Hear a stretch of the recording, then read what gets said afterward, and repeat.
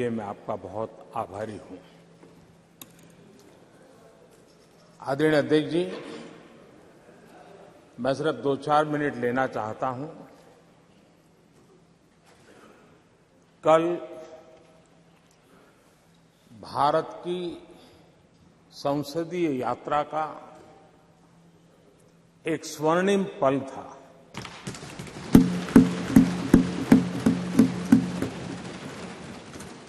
और इस स्वर्णिम पल के हकदार इस सदन के सभी सदस्य हैं, सभी दल के सदस्य हैं, सभी दल के नेता भी हैं। सदन में हो या वह सदन के बाहर हो, वे भी उतने ही हकदार हैं। और इसलिए मैं आज आपके माध्यम से इस बहुत महत्वपूर्ण निर्णय में और देश की मातृशक्ति में एक नई ऊर्जा भरने में ये कल का निर्णय और आज राज्यसभा के बाद जब हम अंतिम पड़ाव भी पूरा कर लेंगे, देश की मातृशक्ति का जो मिजाज बदलेगा, जो विश्वास पैदा होगा, वो देश को नई ऊंचाइयों पर ले जाने वाली एक अकल्पनीय अप्रतिम शक्ति के रूप में उभरेगा। ये मैं अनुभव करता हूं।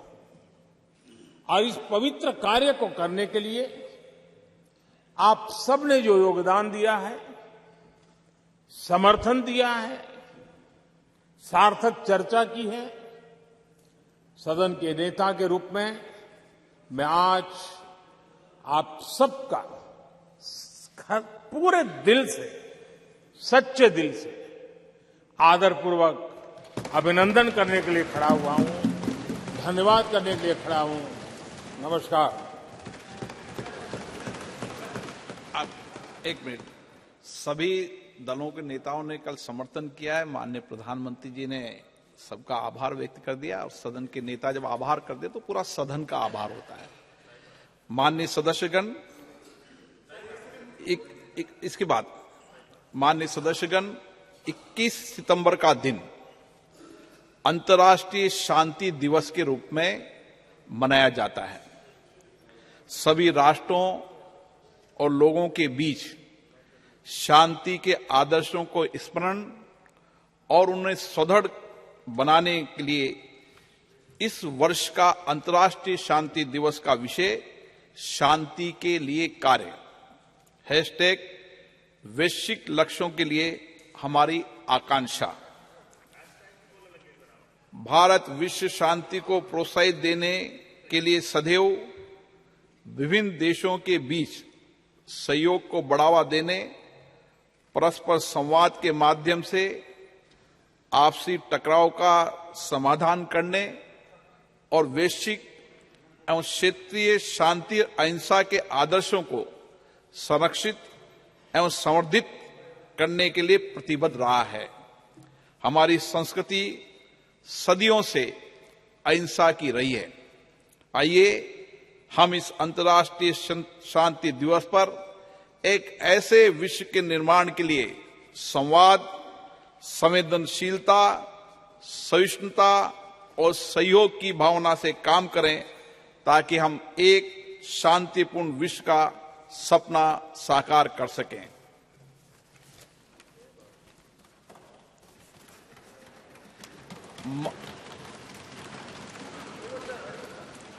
माननीय सदस्यगण, अंतरिक्ष के क्षेत्र में हमारी महत्वपूर्ण उपलब्धियों के लिए पूरे देश को बधाई देते हुए मुझे बेहद खुशी हो रही है। इन उपलब्धियों से प्रत्येक भारतीय गौरवान्वित हुआ है और वैश्विक स्तर पर हमारे देश का कद बढ़ा है। 23 अगस्त 2023 को चंद्रमा के दक्षिणी ध्रुव के पास उतरने वाला पहला देश बनकर हमने एक ऐतिहासिक उपलब्धि हासिल की है। चंद्रयान 3 की मिशन की सफलता हमारे वैज्ञानिकों के अथक प्रतिबद्धता का प्रमाण है, जो निरंतर ब्रह्मांड के सुदूर क्षेत्रों तक पहुंचने का प्रयास करते आए हैं। इस सदन के माध्यम से मैं इस अभूतपूर्व उपलब्धि के लिए इसरो के सभी वैज्ञानिकों और इंजीनियरों और भारत के लोगों को बधाई देता हूं। भारत विश्व कल्याण के लिए अपनी सफलताओं और उपलब्धियों को दूसरों के साथ साझा करने में विश्वास रखता है। इसलिए हमने चंद्रयान 3 की सफलता को विश्व के वैज्ञानिक समुदाय और पूरी मानवता को समर्पित किया है। हमारे प्रज्ञान रोवर ने हमें चंद्रमा पर sulphur, oxygen, aluminium, calcium, iron जैसे तत्वों की मौजूदगी सहित अन्य अमूल्य जानकारी भेजी है, जिससे अंतरिक्ष के बारे में मानव ज्ञान में वृद्धि होगी और भावी अभूतपूर्व खोजों का मार्ग प्रशस्त होगा। 23 अगस्त को राष्ट्रीय अंतरिक्ष दिवस के रूप में मनाना उचित होगा।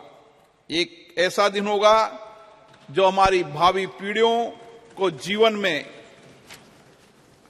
उच्च महत्वाकांक्षाएं रखने और उन्हें साकार करने के लिए कड़ी मेहनत के लिए प्रेरित करता रहेगा। मैं चंद्रमा पर चंद्रयान 2 के पद चिन्हों को तिरंगा पॉइंट और चंद्रयान 3 के लैंडिंग स्थल को शिव शक्ति पॉइंट का नाम दिए जाने का भी स्वागत करता हूं। ये नाम हमारी सदियों पुरानी विरासत के सम्मान के साथ हमारी वैज्ञानिक महत्वाकांक्षाओं और प्रयासों के प्रतीक हैं। अंतरिक्ष अन्वेषण के क्षेत्र में प्रगति जारी रखते हुए चंद्रयान 3 की सफलता के 10 दिनों के भीतर हमने 2 सितंबर 2023 को अपना पहला सौर मिशन आदित्य L1 लॉन्च किया। ये सूर्य का अध्ययन करने वाला हमारा पहला वैज्ञानिक मिशन है, जिससे सूर्य के भीतर होने वाली भौतिक प्रक्रियाओं और पृथ्वी पर उनके प्रभाव के बारे में जानकारी में वृद्धि होगी। चंद्रयान 3 और आदित्य L1 सफल अंतरिक्ष कार्यक्रम होने के साथ ही भारत की वैज्ञानिक और तकनीकी शक्ति के उदय और हमारी प्रतिभा और क्षमता के प्रतीक हैं। इन दोनों मिशनों में बड़ी संख्या में महिला वैज्ञानिकों ने आगे बढ़कर नेतृत्व किया है, जिससे नए भारत में महिलाओं के योगदान का पता चलता है। इन दोनों मिशनों को पूरी तरह से भारत में डिजाइन और निर्मित किया है। हमारे अंतरिक्ष कार्यक्रम की जो बात दूसरों से अलग करती है, वह हमारी सभी परियोजनाओं में कम लागत। इससे अंतरिक्ष प्रौद्योगिकी में हमारी बढ़ती क्षमताओं के साथ साथ हमारे वैज्ञानिकों की प्रतिभा का परिचय भी मिलता है। इन उपलब्धियों के फलस्वरूप भारत ने अंतरिक्ष के क्षेत्र में विश्व में अग्रणी देशों में अपना स्थान बनाया है। ये सभी उपलब्धियां प्रधानमंत्री माननीय नरेंद्र मोदी जी के नेतृत्व में भारत सरकार के अथक प्रयासों से संभव हुई है। प्रधानमंत्री बनने से पहले भी श्री मोदी जी अंतरिक्ष में गहरी रुचि रही है और चंद्रयान मिशनों के साथ उनका गहरा भावनात्मक जुड़ाव रहा है। 2008 में जब चंद्रयान 1 का सफल प्रक्षेपण हुआ था, वह इसरो गए और व्यक्तिगत रूप से वैज्ञानिकों को बधाई दी। 2019 में जब अंतिम समय में कुछ तकनीकी खराबी के कारण चंद्रयान 2 वांछित उद्देश्य प्राप्त नहीं कर पाए, तो उन्होंने हमारे वैज्ञानिकों के बीच जाकर उन्हें विफलताओं की चिंता किए बिना लक्ष्य प्राप्ति के प्रयास के लिए प्रेरित किया। कोविड-19 के समय जब पूरी दुनिया संकट में जूझ रही थी, ऐसे में माननीय प्रधानमंत्री श्री नरेंद्र मोदी जी इस विपदा का उपयोग अवसर के रूप में किया करते हुए अंतरिक्ष क्षेत्र सहित देश की अर्थव्यवस्था के विभिन्न क्षेत्रों में महत्वपूर्ण सुधार लाने के लिए प्रयासरत रहे। उनके इन्हीं प्रयासों के फलस्वरूप हम विश्व अंतरिक्ष शक्ति बनने की दिशा में आगे बढ़ रहे हैं। पिछले कुछ सालों में अंतरिक्ष स्टार्टअपों की संख्या में रिकॉर्ड वृद्धि हुई है। पिछले साल निजी क्षेत्र में निर्मित पहले रॉकेट विक्रम एस का प्रक्षेपण हुआ है। युवा स्कूली छात्रों ने 2 उपग्रह आजादी सेट और आजादी सेट 2 लॉन्च किए। अंतरिक्ष प्रौद्योगिकी क्षेत्र में हमें महत्वपूर्ण सफलता मिली है, जैसे प्रक्षेपण वाहनों का परीक्षण एक बार में 104 उपग्रह लॉन्च करके हमने विश्व रिकॉर्ड बनाया है। इन उपलब्धियों के फलस्वरूप भारत में दुनिया का नजरिया बदला है। हमारे देश को लेकर विश्व समुदाय के दृष्टिकोण में बदलाव आया है। माननीय प्रधानमंत्री नरेंद्र मोदी जी के दूरदर्शी नेतृत्व और विज्ञान और नवाचार को बढ़ावा देने के कारण ही संभव हो पाया है। हमारा सफल अंतरिक्ष कार्यक्रम उनके जय विज्ञान, जय अनुसंधान के आह्वान का सबसे बड़ा प्रमाण है। ये विज्ञान और नवाचार का सबसे अच्छा उदाहरण है, जिसमें स्टार्टअप, एमएसएमई को बढ़ावा मिला है, रोजगार अवसरों का सृजन हुआ है। हमारे विकास को भी गति मिली है। कृषि, मत्स्य पालन, संचार, नेविगेशन, राष्ट्रीय सुरक्षा सहित हमारी अर्थव्यवस्था के सभी क्षेत्रों में योगदान के माध्यम से हमारा अंतरिक्ष कार्यक्रम देश के लोगों के जीवन में गुणात्मक परिवर्तन ला रहा है। हमें विश्वास है इन उपलब्धियों में हमारी आने वाली पीढ़ियों को बड़े सपने देखने और अपने सपनों को साकार करने के लिए कड़ी मेहनत की प्रेरणा मिलेगी। सभी देशवासियों को 2047 तक एक विकसित भारत बनाने के लिए मिलकर कार्य करना होगा और अपने आप को पुनः समर्पित करना होगा। मुझे विश्वास है ये प्रतिष्ठित सदन इस ऐतिहासिक उपलब्धियों में प्रधानमंत्री मोदी जी के नेतृत्व की सराहना करने, भारत के लोगों विशेष रूप से युवाओं का उत्साहवर्धन करने तथा महिलाओं के योगदान के साथ सभी संगठनों और व्यक्तियों के योगदान की सराहना करने में मेरा साथ देगा। सभा पटल पर रखे जाने वाले पत्र। Item number 1 Shri Ashwini Kumar Choubey. अध्यक्ष महोदय, आपकी अनुमति से मैं आज की संशोधित कार्यसूची के क्रम संख्या 1 पर अपने नाम के आगे पर्यावरण, वन एवं जलवायु परिवर्तन मंत्रालय से संबंधित सूचीबद्ध विवरण सभा पटल पर प्रस्तुत करता हूं। आइटम नंबर 2 श्री कृष्णपाल जी। आपकी अनुमति से मैं आज की प्रस्तुत कार्यसूची में क्रम संख्या 2 पर अपने नाम के सम्मुख सूचीबद्ध कागजात सदन के पटल पर रखता हूं। आइटम नंबर श्री दानवे राव साहेब। अध्यक्ष महोदय, मैं आज की प्रदर्शित कार्यसूची में मेरे नाम के सामने क्रम संख्या 3 पर उल्लेखित कागजात को सभा पटल पर रखता हूं। Item number 4 Shri Pankaj Chaudhary. अध्यक्ष महोदय, मैं आज की संशोधित कार्यसूची में मत संख्या 4 पर मेरे नाम के सामने वर्णित कागजात आपकी अनुमति से सदन के पटल पर रखता हूं। Item number 5 Shri Devi Singh Chauhan. Daewoo Singh. Honorable Speaker, sir, with your kind permission, I rise to lay on the table of the House the papers mentions against my name at serial number 5 in today's revised list of business. Item number 6, Dr. Bharti Pawar. Honorable Speaker, sir, with your permission, I rise to lay on the table of the House papers mentioned against my name at serial number 6 in today's revised list of business. Item number 7, Dr. Sanjay Jaiswal. आज की संशोधित कार्य सूची में अपने नाम के सम्मुख यथा सूचीबद्ध प्राक्कलन समिति के प्रतिवेदन संख्या 27 हिंदी और अंग्रेजी संस्करण को प्रस्तुत करता हूं। Item number 8, Shri Vishnu Dayal Ram.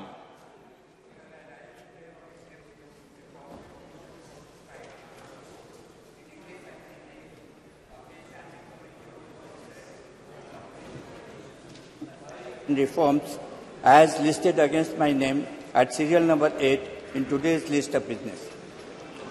Item number 9, Shri Jagannath सरकार। आज की कार्यसूची में क्रम संख्या 9 पर मेरे नाम के समक्ष यथा सूचीबद्ध शिक्षा, बाल, महिला, युवा और खेल संबंधी स्थायी समिति के उच्चतर शिक्षा में राष्ट्रीय शिक्षा नीति 2020 के कार्यान्वयन संबंधी 356 प्रतिवेदन अंग्रेजी और हिंदी में सभा पटल पर रखता हूं। आइटम नंबर 10, श्री तापिर गांव।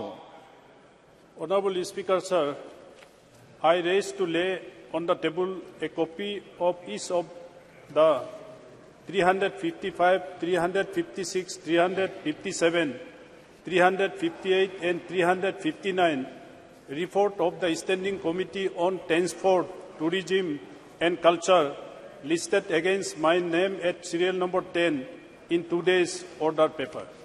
Item number 11, doctor Mahesh Sharma.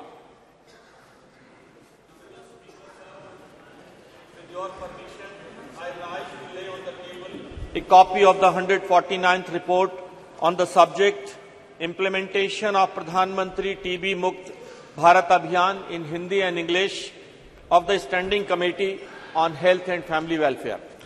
Item number 12, Shri Devu Singh Chauhan. Honorable Speaker, sir, in pursuance of the Direction 73A of the Honorable Speaker Lok Sabha, I would like to lay a statement showing status of implementation of the recommendations, observations contained in the 44th report of Standing Committee on Communication and Information Technology on demands for grants 2023-24 pertaining to Department of Post on the table of the House. Item number 13, Shri Pralhad Joshi ji. Sir, with your permission, I rise to move the following, that this House do agree with the 45th report of the Business Advisory Committee presented to the House on 20th September 2023. प्रश्न है कि सभा कार्य मंत्रणा समिति दिनांक 20/9/2023 का सभा में प्रस्तुत 45वां प्रतिवेदन से सहमत है। जो सदस्य इसके पक्ष में हाँ कहें, जो सदस्य विरोध में ना कहें, मेरे विचार में निर्णय हाँ वालों के पक्ष में, हाँ वालों के पक्ष में प्रतिवेदन स्वीकृत हुआ। आइटम नंबर 14, चंद्रयान 3 मिशन की सफलता, अंतरिक्ष क्षेत्र में हमारे राष्ट्र की अन्य उपलब्धियों के बारे में आज चर्चा होगी। मैं सभी माननीय सदस्यों से आग्रह करता हूं कि सभी वह अपने विचार रखें। पर्याप्त सबको अवसर दूंगा, लेकिन सब बोल लें, ऐसी मेरी अपेक्षा है। From the House, under what rule this, whether it is 184 or 193, under what rule? Item number 14 मैंने शुरू किया है। इसका विषय श्री राजनाथ सिंह जी।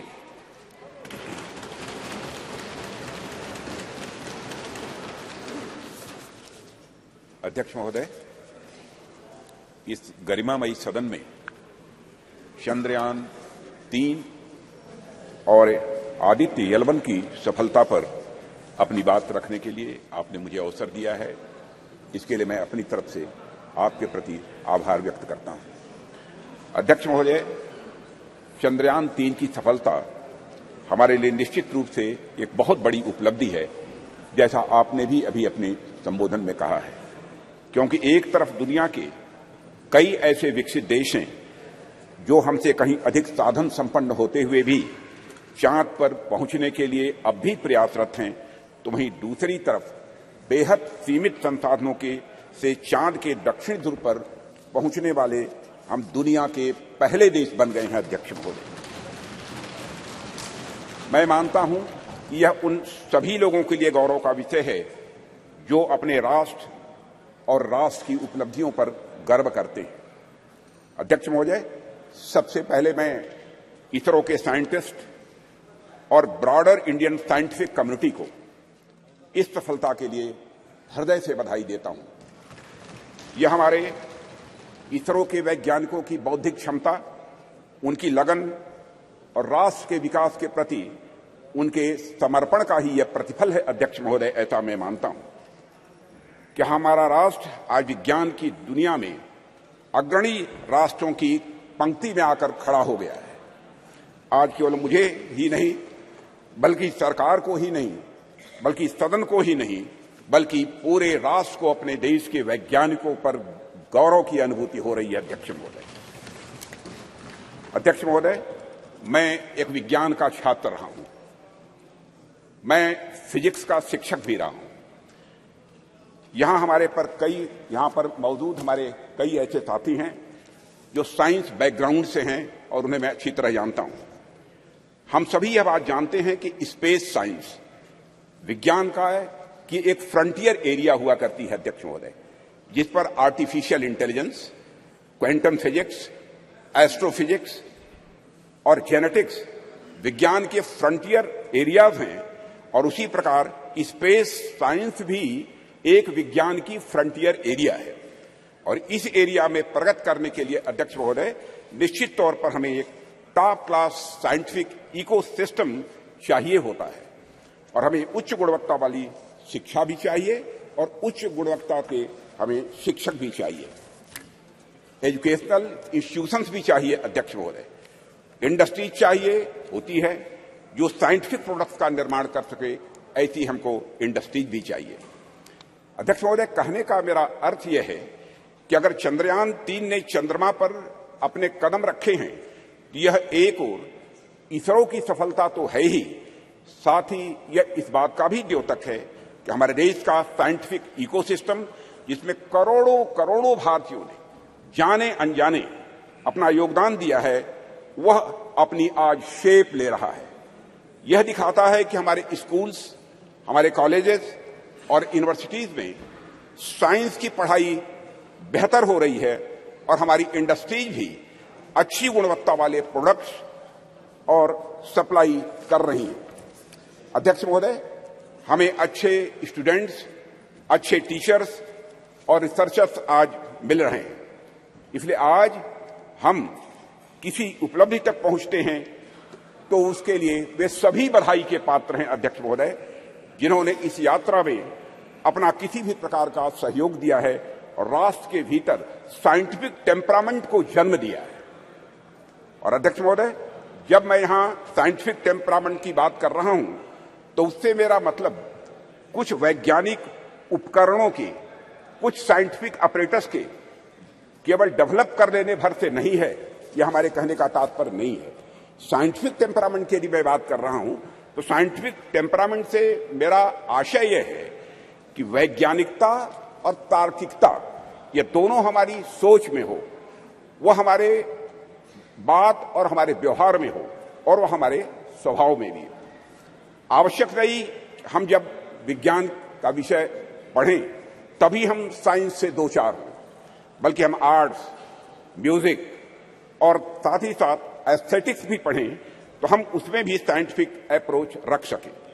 मैं इस साइंटिफिक टेम्परामेंट की यहां पर अध्यक्ष महोदय बात कर रहा हूं, और हम सब इस संबंध में बड़े भाग्यशाली हैं अध्यक्ष महोदय कि यह टेम्परामेंट प्राचीन काल से ही हम भारतवासियों को विरासत में मिला हुआ है।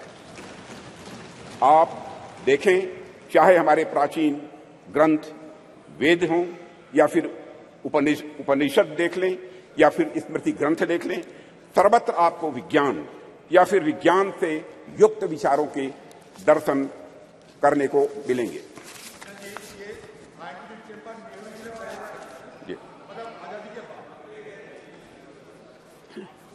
अध्यक्ष महोदय, मैथ्स, साइंस, मेडिसिन, लॉजिक आदि से जुड़े जितने भी फार्मूले यानी सूत्र हैं, हमें हमारे प्राचीन ग्रंथों में भी ये दिखाई देते हैं, जो ग्रंथ हमारी संस्कृत के आधार हैं।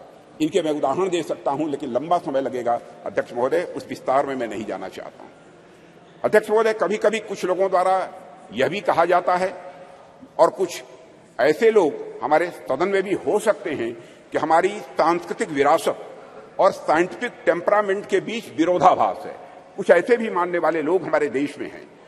यहां तक कहा जाने लगा कि अगर आप साइंटिफिक टेम्परामेंट के हैं तो आप पीपल की पूजा कैसे कर सकते हैं, आप नीम की पूजा कैसे कर सकते हैं, आप तालाब की पूजा कैसे कर सकते हैं, या फिर आप गाय को माता कैसे कह सकते हैं।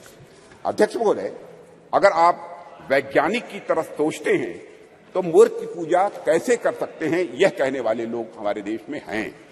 महोदय, बात तो यहां तक अब होने लगी है कि संस्कृत का विरोध करना, विरासत का विरोध करना, यह प्रगतिवाद यानी प्रोग्रेसिव होने का सूचक हो गया है।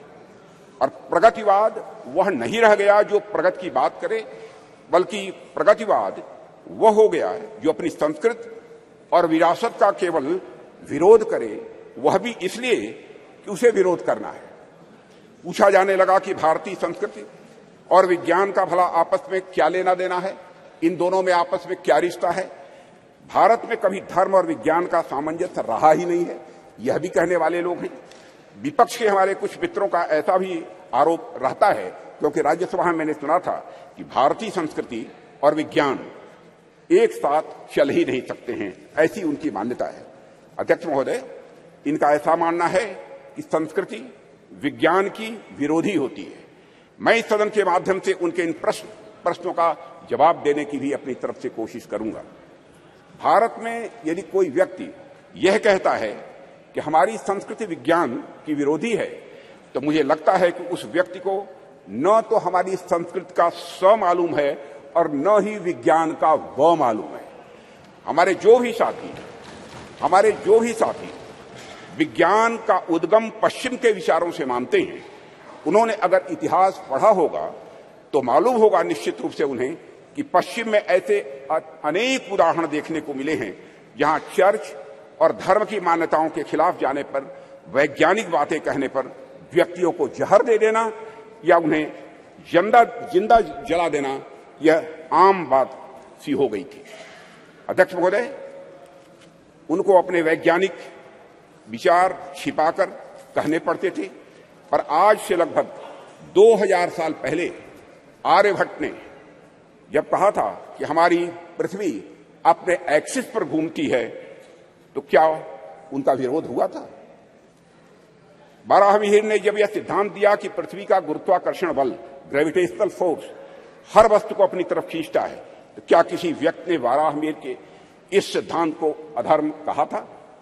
जब भी भारत में किसी ने कोई नया वैज्ञानिक सिद्धांत दिया है अध्यक्ष महोदय, तो भारतीय समाज ने उस व्यक्ति को ऋषि के रूप में प्रतिष्ठित किया है अध्यक्ष महोदय।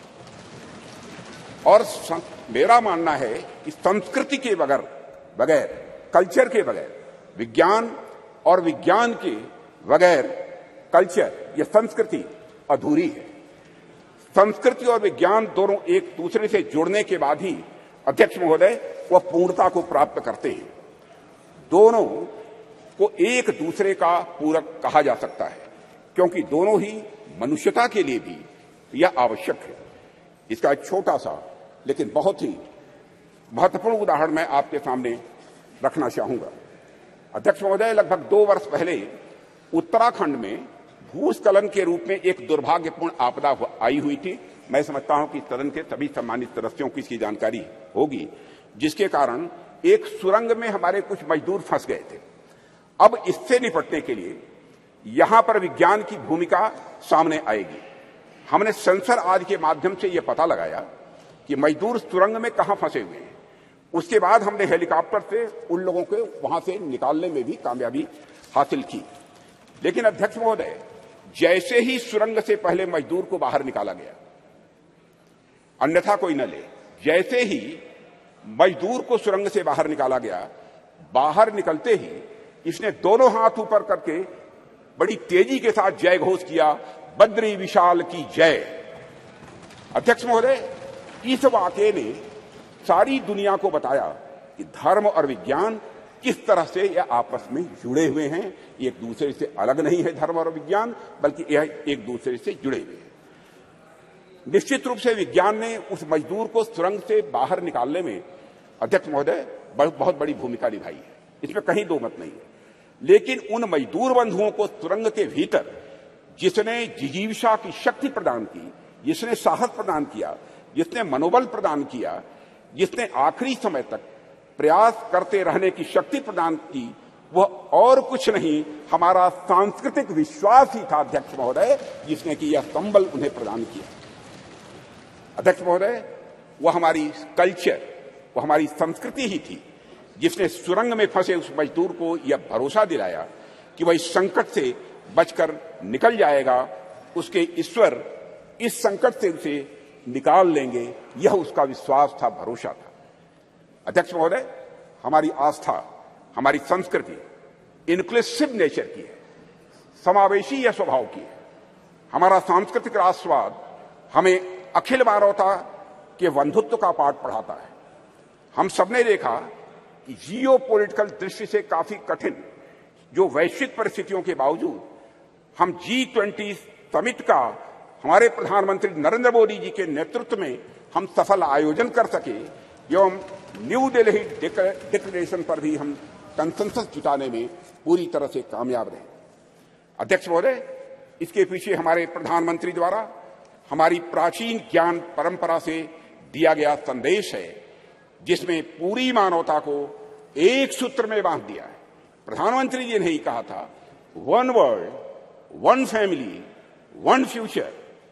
भारत का यही विश्वास, भारत का यही बंधुत्व का भाव प्रधानमंत्री जी ने G20 की सफलता पर भी मुखरित किया, जब उन्होंने यह कहा था कि यह केवल भारत की सफलता नहीं है, बल्कि पूरे विश्व की यह सफलता है।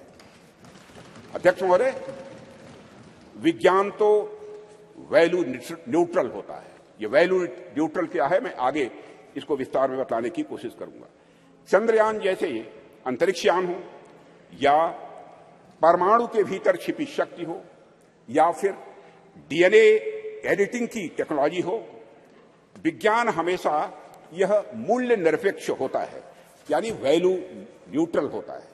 विज्ञान हमें परमाणु शक्ति का ज्ञान दे सकता है अध्यक्ष महोदय, लेकिन वह संस्कृति ही है, वह कल्चर ही है जो हमें मार्ग दिखलाएगी उस परमाणु शक्ति का उपयोग हम ऊर्जा के रूप में स्वयं के विकास में करते हैं, या फिर हथियार के रूप में अन्य का विनाश करने में हम करते हैं।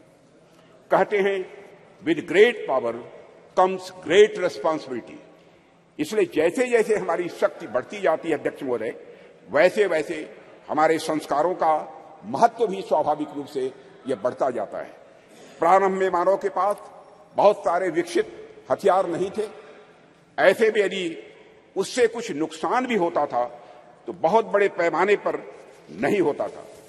पर अध्यक्ष महोदय, आज जब मानव के पास परमाणु शक्ति आ गई है और मानव ने चंद्रमा तक पहुंचने के भी रास्ते खोज लिए हैं, तब ऐसी शक्तियों का दुरुपयोग भी उसी पैमाने पर संभव है।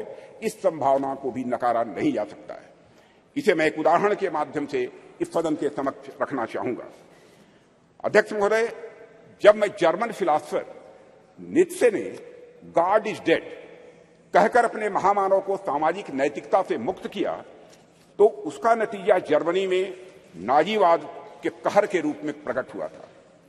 जर्मनी में हुए नरसंहार में मानवता को खत्म करने के लिए जो अपरेटस, जो उपकरण प्रयोग में लाए गए थे, जिन हथियारों या फिर जिन केमिकल्स का प्रयोग हुआ था, निश्चित रूप से वे सभी विज्ञान की ही देन थे अध्यक्ष महोदय।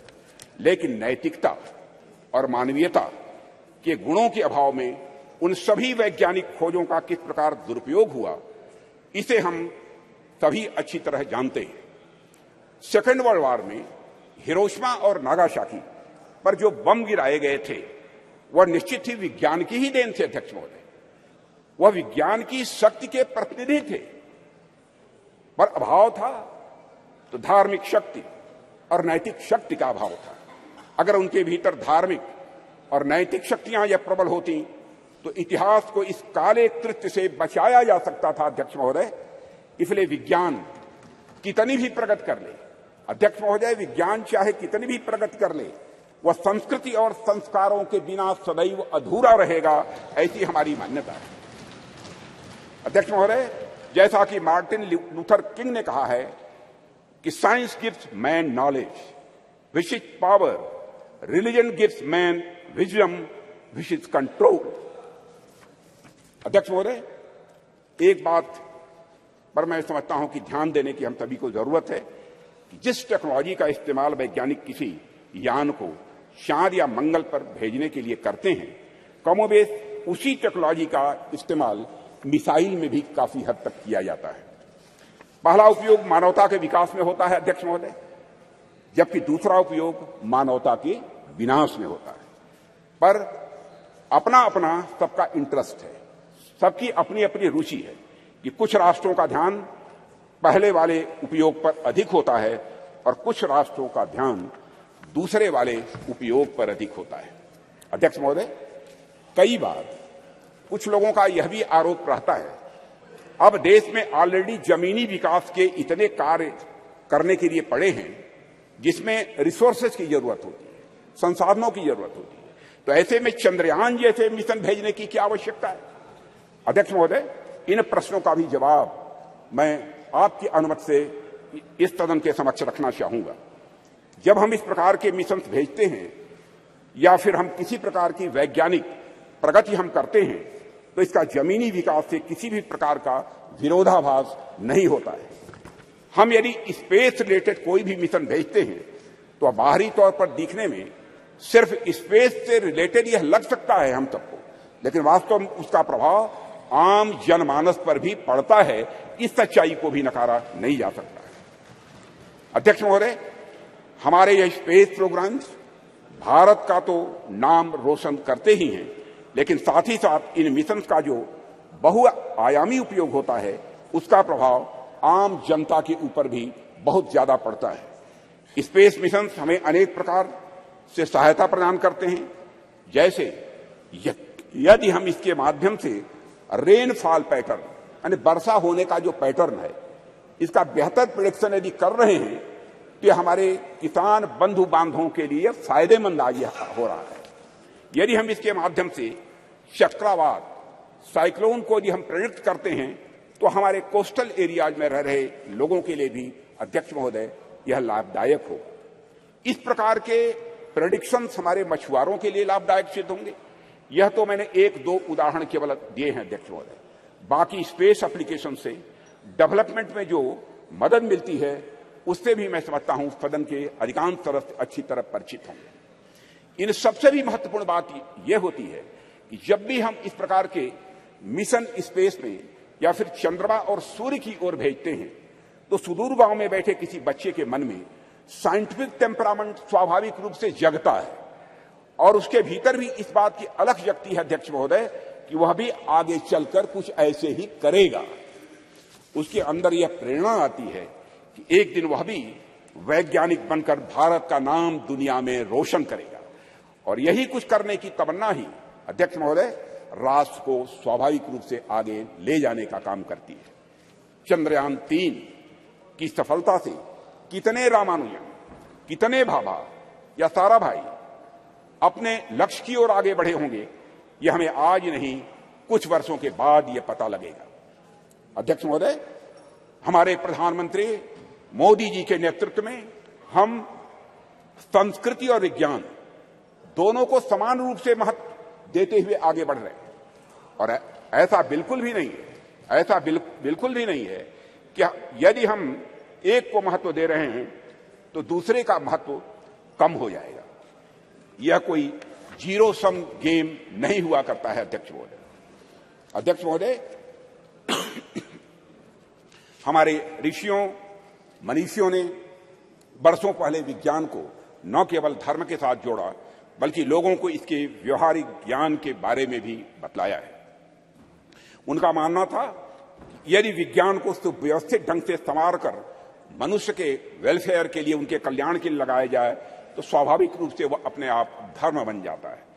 यही वजह है कि हमारे वेद, उपनिषद, दर्शन आदि जितने भी धर्म ग्रंथ हैं, उनमें विज्ञान स्वाभाविक रूप से यह पिरोया हुआ हम पाते हैं। उदाहरण के तौर पर वैदिक रिचुअल्स में, स्वर्ण सूत्रों में ज्योमेट्री का सिद्धांत ये निहित पाए जाते हैं। जैसे मैं बतलाना चाहूंगा इस सदन को अध्यक्ष महोदय, जैसे हवन कुंड हम बनाते हैं तो वह भी हमारे प्राचीन ज्योमेट्रिक कंसेप्ट पर ही आधारित होता है। यह बिल्कुल हमारी जनता के मन में, उनकी सोच में यह पूरी तरह से रचा बसा है। और यही कारण है कि बड़े बड़े वैज्ञानिक भी सांस्कृतिक विरासत की महत्ता को अच्छी तरह स्वीकार करते हैं। अध्यक्ष महोदय, अभी चंद्रयान 3 की सफलता के नायक डॉक्टर यश सोमनाथ, जिनका पूरे सदन ने अभिनंदन किया, उनके साथ सारे वैज्ञानिकों का अभिनंदन किया, डॉक्टर यश सोमनाथ जी ने भी इस बात की ओर इशारा किया था कि वेदों में कई सारी वैज्ञानिक पृष्ठभूमि वाली बातें कही गई हैं। भारत के प्रसिद्ध गणितज्ञ श्रीनिवास रामानुजन का तो संस्कृत के प्रति इतना गहरा विश्वास था कि वे अपने गणित के क्षेत्र में किए गए किसी भी कार्य को स्पिरिचुअलिज्म, अध्यात्म का ही वह अंग मानते थे। और अध्यक्ष महोदय, इसीलिए जो लोग यह कहते हैं कि हमें अपनी संस्कृति से विरक्त होकर विज्ञान को अपनाना चाहिए, दरअसल उन लोगों का यह समझना पड़ेगा उन्हें कि संस्कृत और विज्ञान एक दूसरे के विरोधी नहीं है, बल्कि संस्कृत और विज्ञान एक दूसरे के पूरक है। अध्यक्ष महोदय, मैं देश का रक्षा मंत्री हूं, रक्षा मंत्रालय का दायित्व तो मेरे ऊपर है और देश की सुरक्षा का कार्यभार देख रहा हूं। जब मैं यहां आ रहा था तो मैं रास्ते मैंने सोचा कि चंद्रयान 3 की सफलता को देश के रक्षा मंत्री होने के नाते मैं किस नजरिए से देखता हूं, इस पर भी मैंने अपनी कुछ बातें आपके सामने में रखना चाहूंगा। मैं अपनी बात पर आऊं, इसके लिए मैं आपको थोड़ा पीछे भी ले जाना चाहूंगा अध्यक्ष महोदय, और कुछ एक उदाहरण भी इस सदन के समक्ष आपके माध्यम से रखना चाहूंगा। आप सभी सदन के लोग अच्छी तरह अवगत हैं कि कुछ ही समय पहले हमारे प्रधानमंत्री मोदी जी ने के प्रयासों से काशी तमिल संगमम का भव्य और सफल आयोजन किया गया था। उसके कुछ समय बाद ही सौराष्ट्र तमिल संगमम का भी आयोजन उनके द्वारा किया गया था। अध्यक्ष महोदय, इसके पहले का एक और उदाहरण देखिए कि सरकार के प्रयासों से कैसे उज्जैन में बाबा महाकाल के क्षेत्र में भव्य कॉरिडोर का निर्माण किया गया। विश्व की प्राचीनतम नगरी ज्ञान नगरी काशी में बाबा विश्वनाथ धाम के परिसर के पुनरुद्धार का काम भी वहां पर किया गया। प्रधानमंत्री मोदी जी ने बाबा विश्वनाथ के चरणों में श्रद्धा के सुमन अर्पित किए अध्यक्ष महोदय। और राम मंदिर का एक और उदाहरण इसके साथ ही अध्यक्ष महोदय मैं देना चाहूंगा। जो रामचंद्र जी देश के जनमानस में निवास करते हैं, उन राजा जी को अयोध्या में निवास करना कितना मुश्किल कार्य हो गया था। जाने कितनी पीढ़ियां इस प्रतीक्षा में ही निकल गई कि रामलला के मंदिर का निर्माण कभी होगा कि नहीं होगा। सैकड़ों वर्षों से राम मंदिर बनने का सपना पाले बैठे उन भक्तों ने इसे बस एक सपना भर ही मान लिया था, कभी न पूरा होने वाला सपना ऐसा मान लिया था। पर माननीय प्रधानमंत्री जी के नेतृत्व में सरकार का प्रयास देखिए अध्यक्ष महोदय कि आज अयोध्या में राम मंदिर के निर्माण का कार्य बड़े जोर शोर के साथ चल रहा है। और अध्यक्ष महोदय, राष्ट्र में सांस्कृतिक उत्कर्ष के एक नए युग का प्रारंभ हुआ है। राष्ट्र के प्रयासों से भगवान राम अपने नए अवतार में जल्द ही जनता के सामने होंगे और यह भारतवासियों की, मैं समझता हूं, एक बहुत बड़ी, बहुत शानदार यह उपलब्धि होगी अध्यक्ष महोदय। अध्यक्ष महोदय, इस प्रकार के कुछ और उदाहरण देखिए। गंगा जैसी अनेक नदियों का पुनरुद्धार किया गया। हम देशव्यापी अभियान चलाकर हम गंगा, यमुना और नर्मदा जैसी नदियों की सफाई और उनके संरक्षण का कार्य कर रहे हैं। ऐसे ही अनेक उपक्रम सरकार द्वारा किए जा रहे हैं जो हमारी संस्कृति और परंपरा से जुड़ी चीजों को सहेजने और सुरक्षित रखने का वो काम कर रहे हैं। अध्यक्ष महोदय, आप सभी राष्ट्र के उपयुक्त विकास के लिए अनेक प्रकार की सुरक्षा से भी मैं समझता हूं सदन के सम्मानित सदस्य अच्छी तरह अवगत होंगे। आप सभी सीमा सुरक्षा, आर्थिक सुरक्षा, सामाजिक सुरक्षा, खाद्य सुरक्षा, ऊर्जा सुरक्षा और पर्यावरण सुरक्षा के बारे में मैं समझता हूं हम सभी समय समय पर चर्चा भी करते रहते हैं। अब तो पूरी हिम्मत है, पूरी हिम्मत है, पूरी हिम्मत है, पूरी हिम्मत है।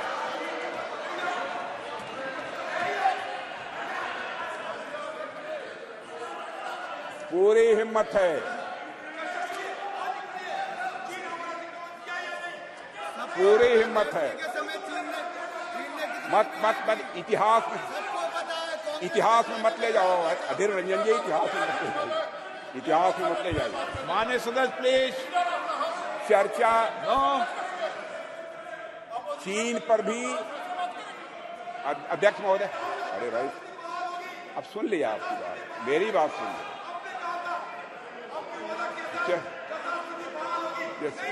माननीय सदस्य आपको मौका देंगे जब आप बोलना, सबको पर्याप्त समय पर्याप्त अवसर मिलेगा। और मैं बतलाना चाहता हूं अध्यक्ष महोदय, मैं बीच में कहीं पर अपने को डिबेट नहीं करना चाहता हूं। मैं चर्चा करने को तैयार हूं और सीना चौड़ा करके मैं चर्चा करने के लिए अध्यक्ष महोदय,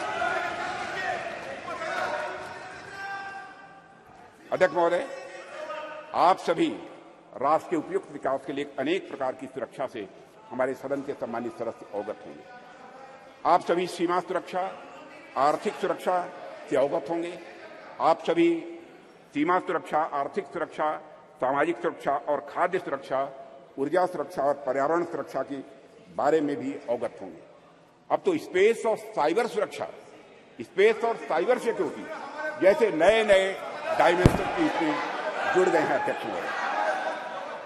पर इनके साथ ही अध्यक्ष महोदय, सिक्योरिटी का एक और भी आयाम है जिसमें सुरक्षा उतनी ही आवश्यक है जितनी बाकी सब में है, और वह डायमेंशन है हमारी संस्कृति का, हमारी कल्चर का।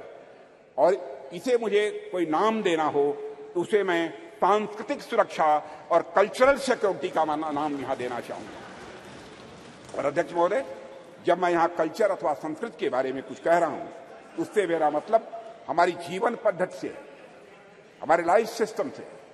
संस्कृति से मेरा मतलब हमारे खान पान, वेशभूषा, रीति रिवाज, रहन सहन और हमारे विचारों से है अध्यक्ष महोदय।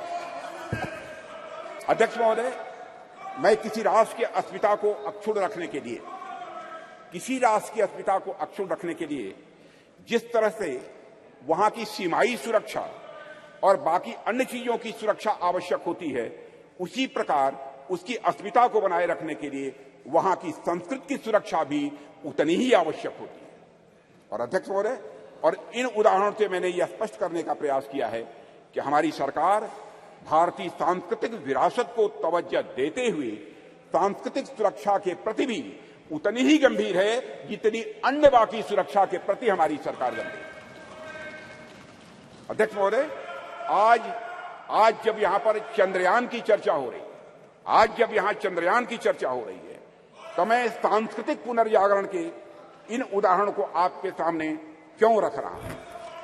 अध्यक्ष महोदय, वैसे तो ये दोनों निश्चित रूप से अलग अलग विषय हैं, इसमें कहीं दो मत नहीं है, पर ध्यान से देखेंगे तो यह सदन के सभी सम्मानित सदस्य यह पाएंगे कि इनके भीतर एक गहरा संबंध है, इन दोनों के बीच एक गहरा रिश्ता है। अध्यक्ष महोदय, विश्व का इतिहास उठाकर कोई देखे तो आप पाएंगे कोई भी ऐसा राष्ट्र नहीं है, कोई भी ऐसा समाज नहीं है जिसने सांस्कृतिक पुनर्जागरण के बिना आर्थिक, सामाजिक, राजनीतिक और वैज्ञानिक प्रगति की हो। दुनिया में कोई देश नहीं मिलेगा। जब तक संस्कृति समाज को जीवंत नहीं करती, उन्नत नहीं करती, उसे एक दिशा नहीं देती, तब तक समाज जड़ बना रहता है।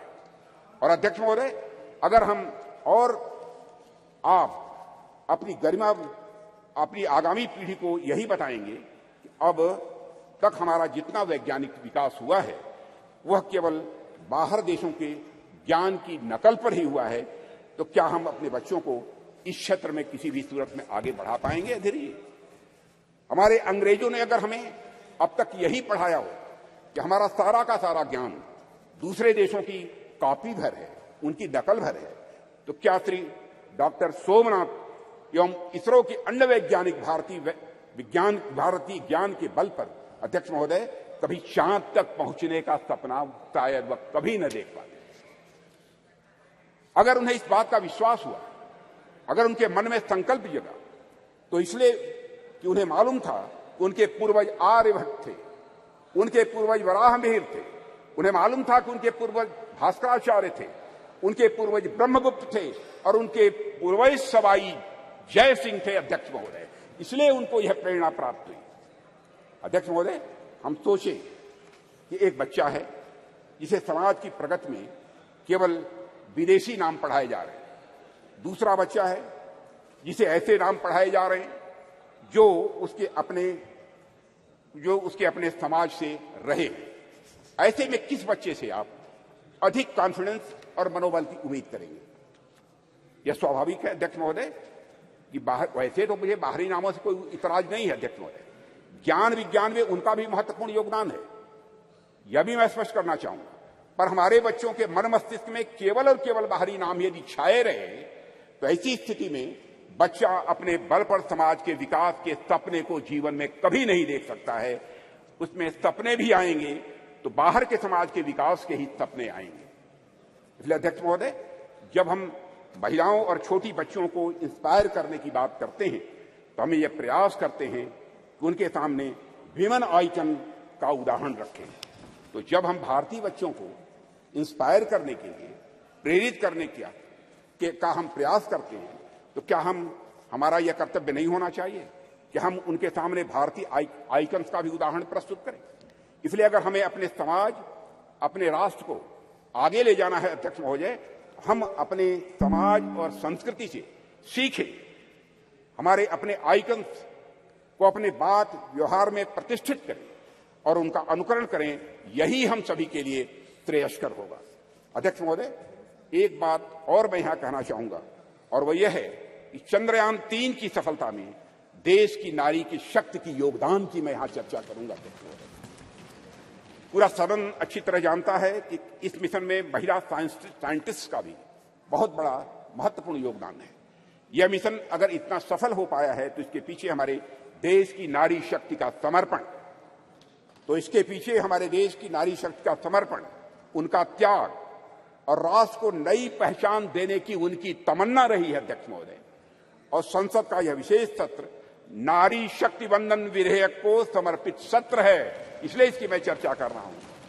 और ऐसे में मैं नारी शक्ति वंदन विधेयक को इसरो की महिला साइंटिस्ट और उनके साथ भारत की पूरी फीमेल साइंटिफिक कम्युनिटी को कृतज्ञ राष्ट्र की ओर से प्रस्तुत यह मैं उपहार के रूप में इसे मैं देखता हूं, नारी शक्ति वंदन को अध्यक्ष महोदय। और यह सदन और राष्ट्र इसरो की महिला साइंटिस्ट और हर भारतीय बेटी को यह नमन करता है, उनकी सराहना करता है और उनके प्रति कृतज्ञता प्रकट करता है अध्यक्ष महोदय। अध्यक्ष महोदय, अपनी बातों को सार रूप में मैं यहां रखना चाहूं तो यह है कि चंद्रयान 3 की सफलता कोई एक्सेप्शन नहीं है या कोई अपवाद नहीं है। यह सहस्राब्दियों से चली आ रही हमारी सामाजिक, हमारी सांस्कृतिक और वैज्ञानिक धारा का एक स्वाभाविक और सहज रूप से एक विकास है अध्यक्ष महोदय। इस सफलता के सूत्र हमारे अतीत में ही छिपे हैं। ऐसा अतीत जहां वैज्ञानिकता एक स्वभाव के रूप में विद्यमान थी हमारे यहां, जहां विज्ञान और आस्था के बीच एक पूर्ण सामंजस्य था। हालांकि विदेशी आक्रांताओं के चलते कुछ समय के लिए थोड़ा पिछड़ापन आ गया था, पर हम एक बार फिर से हुंकार भरते हुए पहले से भी अधिक ताकत के साथ उठ खड़े हुए हैं और सूरज, चांद, तारे अब हम छूने के लिए तैयार हैं और वहां पहुंच रहे हैं अध्यक्ष महोदय। अध्यक्ष महोदय, जिस देश में बुद्धि के देवता श्री गणेश प्रथम पूज्य हों, ओम श्री गणेशाय बोलकर ही हम कोई काम प्रारंभ करते हैं, एवं विद्या की देवी सरस्वती प्रथम आराध्या हों, वह देश तो स्वाभाविक रूप से साइंटिफिक टेम्परामेंट को आत्मसात करते हुए सदैव एक नॉलेज सोसाइटी रहा है। हमारे यहां कहा गया है तेजस्विनावधीतमस्तु, यानी may what we study be representative, कि प्रार्थना करने वाले भारतीयों को सिर्फ चंद्रयान तक ही नहीं रुकना है अध्यक्ष महोदय, बल्कि उसके आगे जाना है। अभी अंतरिक्ष में अनेक लक्ष्य हमारा इंतजार कर रहे हैं। अभी हम भारतीयों को कई मानदंड यहां स्थापित करने हैं अध्यक्ष महोदय, मैं अपने वैज्ञानिकों की कामयाबी की एक दो और चर्चा करके अपनी बात यहां समाप्त करना चाहूंगा। अध्यक्ष महोदय, भारत द्वारा, हमारे वैज्ञानिकों का करिश्मा देखिए, भारत द्वारा अब तक लॉन्च किए गए 424 विदेशी उपग्रह, इनमें से 389 424 में से 389 आउट ऑफ 424 जितने भी हमारे विदेशी उपग्रह हैं, उसमें 389 प्रधानमंत्री श्री नरेंद्र मोदी के नेतृत्व वाली सरकार के पिछले 9 वर्षों में लॉन्च किए गए हैं अध्यक्ष महोदय। और विदेशी उपग्रहों के सफल प्रक्षेपण के साथ भारत का अंतरिक्ष क्षेत्र दुनिया में बहुत तेजी से एक प्रमुख स्थान हासिल कर रहा है। भारत द्वारा अब तक लॉन्च किए गए 424 विदेशी उपग्रहों में से 389 प्रधानमंत्री श्री नरेंद्र मोदी की नेतृत्व वाली सरकार के पिछले 9 वर्ष में लॉन्च किए गए थे। इसके अलावा अध्यक्ष महोदय 174 मिलियन अमेरिकी डॉलर में से 157 मिलियन की कमाई पिछले 9 वर्षों में हुई, और इसी तरह अब तक की अर्जित 256 मिलियन यूरो में से 223 मिलियन मोदी शासन के 9 वर्षों के दौरान आए हैं अध्यक्ष महोदय। यह भी मैं सदन की जानकारी में यहां लाना चाहता हूं। एक बार अध्यक्ष महोदय, मैं फिर अपने वैज्ञानिक समुदाय को बधाई देता हूं और आशा करता हूं कि जल्द ही हम नए मिशनों को भी अंजाम देंगे, आगे नए मिशनों को भी हम अंजाम देंगे, ऐसा मेरा पक्का विश्वास है, समस्त देशवासियों का विश्वास है अध्यक्ष जी। अभी तो यह शुरुआत ही है, आने वाले समय में हमारा हाथ मंगल और शनि तक भी पहुंचेंगे और हमारा देश वहां भी अपना परचम लहराएगा अध्यक्ष महोदय, जहां अब तक कोई नहीं पहुंच पाया है। इन्हीं शब्दों के साथ मैं अपनी वाणी को विराम देता हूं और सदन की ओर से राष्ट्र के वैज्ञानिकों को नमन करता हूं अध्यक्ष महोदय। श्री शशि थरूर जी। Thank you very much, Honourable Speaker. I'm honoured, really, to stand before this House and to speak on behalf of my party on a matter of great pride for Indians everywhere in the world, the success of our lunar mission, Chandrayan 3, and according to the topic you've given us in the revised list of business, success of Chandrayan 3 mission and other achievements of our nation in the space sector.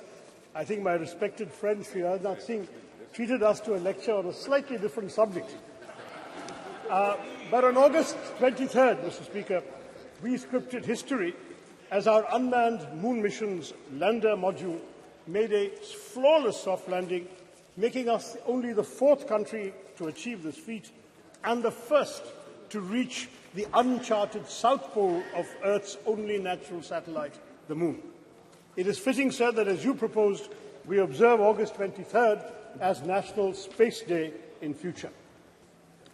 How far we have come since the late 1950s, when a classic photograph by Henri Cartier-Bresson showed Indian rocket parts being transported on a bullock cart.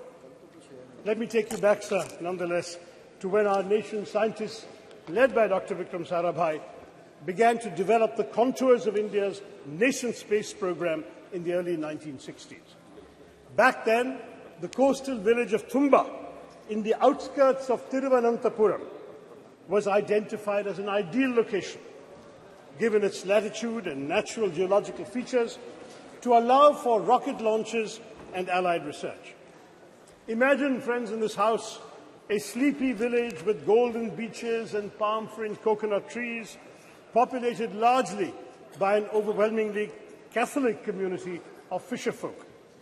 The catch, however, was that the community of scientists had identified a piece of an area of land, which housed in Tumba the St. Mary Magdalene Church and the residence of the bishop himself, Peter Bernard Pereira, his own official residence. Now, in any other community or any other part of the world, even, the matter might have been put to rest right there. After all, the idea, the thought of displacing an active spiritual establishment would certainly have evoked outrage and fury, especially in today's India. But in this relatively obscure part of India near Thiruvananthapuram, where a decision of national importance and scientific progress presented itself, the community chose to make a remarkably patriotic choice, a choice for development and progress. When initial conversations with politicians and bureaucrats made little headway, something special happened. One day, when Bishop Pereira was sitting in his little office in the church, he heard a knock on the door. He said, "Who is this?" And a man in a white suit came and said, "I am Dr. Vikram Sarabhai." Dr. Sarabhai explained the importance of this area to India's scientific research in space. The bishop understood the proposed mission of the scientists, and he told Dr. Sarabhai, "Come to my church on the following Sunday." So during the Sunday service, Dr. Sarabhai was there, and Bishop Pereira presented a proposition before the congregation. "My children," he said, "I have a famous scientist with me who wants our church and the place I live in for the work of space science research. Dear children," he said, "science seeks truth by reasoning. In one way, science and spiritualism seek the same divine blessings for doing good for the people. My children, can we give God's abode for a scientific mission?" The answer from the congregation was quite literally a resounding Amen.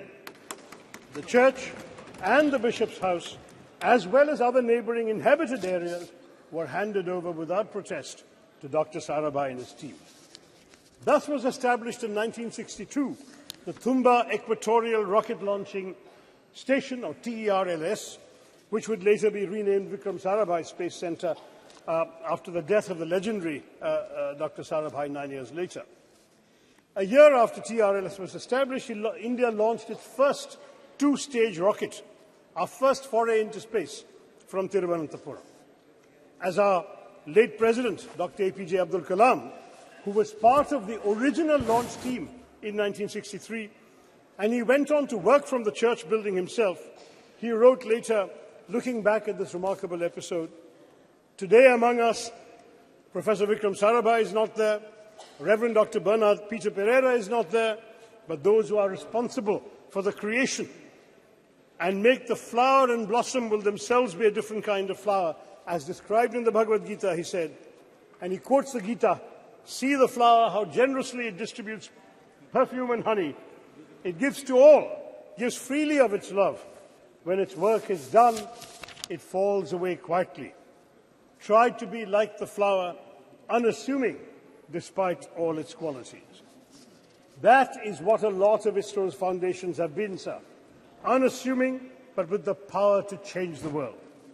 One of the world's oldest and most ambitious, it arose from the physical research laboratory established in Ahmedabad in 1947, the year of our independence and the brutal partition with Pakistan.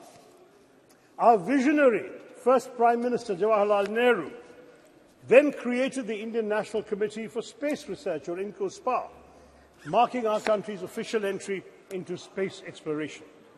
This committee was set up on the recommendation of the Scientific Advisory Committee to the Cabinet for the promotion and exploration of space and its utilization for peaceful purposes, a committee led by the legendary Homi Bhabha.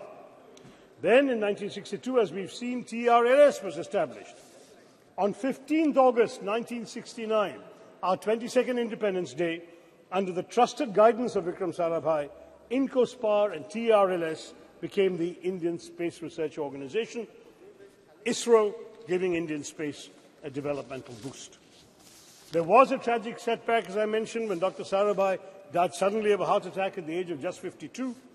Dr. Satish Dhawan, the head of the Indian Institute of Science in Bangalore, was invited by then Prime Minister Indira Gandhi to lead the organization because she knew that the vision and legacy of Vikram Sarabhai could only be fulfilled by someone like Dhawan. He accepted the invitation, though on condition that the headquarters be shifted to Bangalore, and guided ISRO as a leader who is still admired by many. In July of 1979, sir, our first satellite launch vehicle failed, and Mr. Dhawan, an exemplary leader, took responsibility for it. He gave a statement saying, "Dear friends, we have failed today. I want to support my technologists, my scientists, my staff, so that next year they succeed." The very next year, they did succeed. This is ISRO's history. Every setback became a stepping stone to greater success. And so we Indians are proud of our space program for good reason. Since then, ISRO has undertaken missions to the moon, Chandrayan 1, 2 and 3, and the failure of 2 became a stepping stone to the success of 3, to Mars, the Mangalyaan Mars Orbiter mission. And we have created our own launch vehicles and satellites. Moreover, of course, as the Speaker has said, India launched the solar observatory Aditya L1 this month and aims to put 2 or 3 people into low Earth orbits by the end of this year, to emulate the legendary Rakesh Sharma, who orbited the planet on a Soviet spacecraft in 1984. Notably, Indian space research is the only program which has been a civilian program from the very beginning. We are focused on the development angle, like the use of space for rural development, weather forecasting and communication, in addition to high-end research. And this, sir, is just the beginning. India's space program is set literally to skyrocket. Experts predict that India could account for at least 10% of the global space economy in the next decade, up sharply from 2% currently. India's space program bolsters our development, having made important contributions even in seemingly unrelated areas such as disaster management, education, healthcare, agriculture, fisheries and urban planning. Moreover, it serves India's global diplomacy as well, sir, enhancing our credibility and influence. Those who once scoffed at the idea that a poor developing country aspired to send rockets into space must concede that India is now a technological force to be reckoned with in the world. To my mind, there is yet another sterling triumph within India's Chandrayan moment. It has become a good occasion to recognize the alumni of unsung engineering colleges everywhere in India. Indians are rightly and justifiably obsessed with the IITs, but Chandrayan 3's landing, especially 4 years after the failure of Chandrayan 2, was attributable to many, many scientists from far less glamorous educational backgrounds. While the ISRO chairman, S. Somnath, is a product of TKM College of Engineering in Kollam, represented by my friend Premachandran, at least 8 of his other colleagues graduated from the College of Engineering, CET, Thiruvananthapuram. Somnath Institution was founded in 1956 by a successful Muslim cashew merchant, Tangal Kunju Musliar, abbreviated soon enough to TKM, and has gone on to establish a stellar local reputation, while CET in my constituency, established in 1939 as the first engineering college in then Travancore State, retains its record and repute as the premier engineering college in the state of Kerala. Yes, at least 7 more engineers from CET were involved in the Chandrayan 3 success, and there were others. There were others, alumni from small engineering colleges in Tamil Nadu, in small towns throughout India. We've had graduates of these small colleges contributing to ISRO because, let's face it, we must yes, indeed, it was in the very first launch, Dr. Abdul Kalam. We must proudly salute these alumni of unsung engineering colleges because they serve the public sector with dedication and are the backbone of national enterprises like ISRO. As I wrote on social media at that time, if IITians went to Silicon Valley, CETians took us to the moon.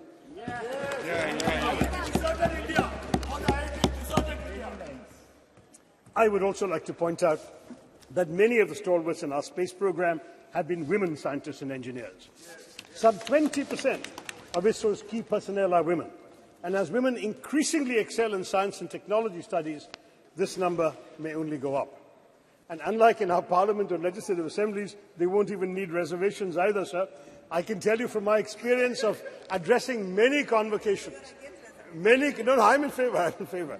But I have been giving away prizes at many convocations of science and technology and engineering colleges. And even when the women students are a small minority, maybe 20–30% of the student body, they are 90% of the medal winners, prize winners, and honours winners. This is becoming increasingly a woman's field, and we'll all be the better for it, sir. Now, the only thing that disappoints me today is that some in the government seek to make this their moment to bask in glory and polarize the country by speaking as if all space endeavours only began in 2014. First in the ancient years of the Vedas, and then in 2014. I mean, that's what we're hearing today. Now, the truth is, sir, that our space successes are a consequence of continuity in our national governance, and what has been achieved today stands on the shoulders of many past achievements, as I have described to you with my stories earlier. Any mature democracy would recognize that grooming the brilliance of our scientists, developing infrastructure, R&D, and global synergies on technology cannot be achieved unilaterally by any one government. This is the achievement of successive years of making the right governance choices. For example, we've heard so much about Aditya L1 mission. It began in 2006, sir.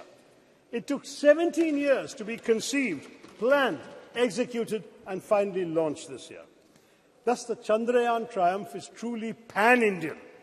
Across, I hope, the political divide, it does not belong to any one person or any one party.